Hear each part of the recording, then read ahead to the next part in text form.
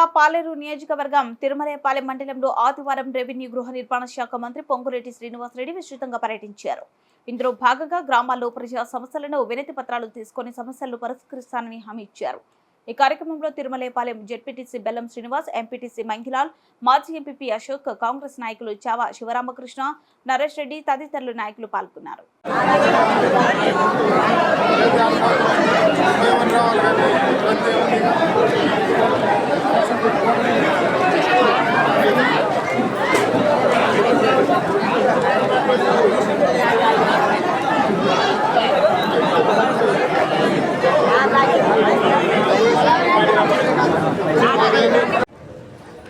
తిరుమలపాలెం గ్రామ పెద్దలు,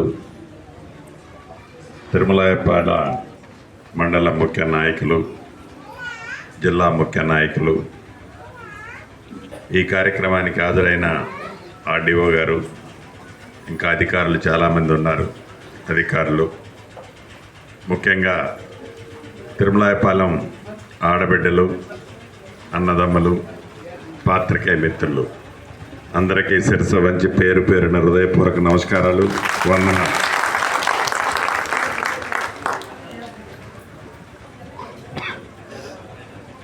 గడిచిన అసెంబ్లీ ఎన్నికల్లో మీ అందరి కష్ట ఫలితంగా,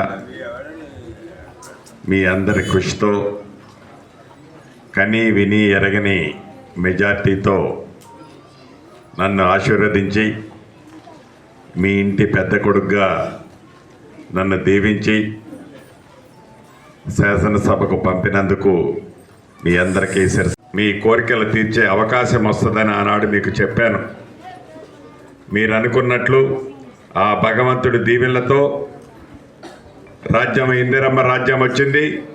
ఈ ఇందిరమ్మ రాజ్యంలో మీ శాసనసభ్యుడు మీరడిగిన కార్యక్రమాలన్నీ కూడా చెయ్యగలిగే స్థితిలో ఈనాడున్నాడు, చేస్తాడని కూడా మనస్ఫూర్తిగా తెలియజేస్తున్నాను. అవి మనం నుంచున్న ఈ కమ్యూనిటీ హాలు అంటే పార్లమెంటు ఎన్నికల కంటే ముందే శాంక్షన్ చేశాం. ఇందులోకి ఎన్నికల కోడ్ రావటం వలన టెండర్ పిలవలేకపోయారు అధికారులు. నాకు తెలిసి ఈ 2-3 రోజుల్లోనే టెండర్ పిలుస్తారు. రాబోయే 2 నెలల లోపే పెద్ద విలేజీ ఇక్కడ లైబ్రరీ తప్పకుండా ఏర్పాటు చేస్తానని కూడా ఈ వేదిక మీద నుంచి మీకు తెలుపుతున్నాను. 2 లింక్ రోడ్లు అడిగారు. ఈ 2 లింక్ రోడ్లో ఈ సంవత్సరం ఒకటి చేద్దాం.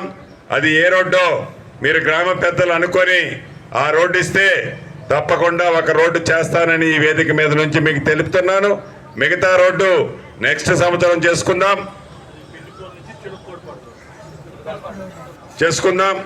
అదే రకంగా ఇళ్ల స్థలాలు, ఇల్లు ఆ రెండింటికి మంత్రిని నేనే.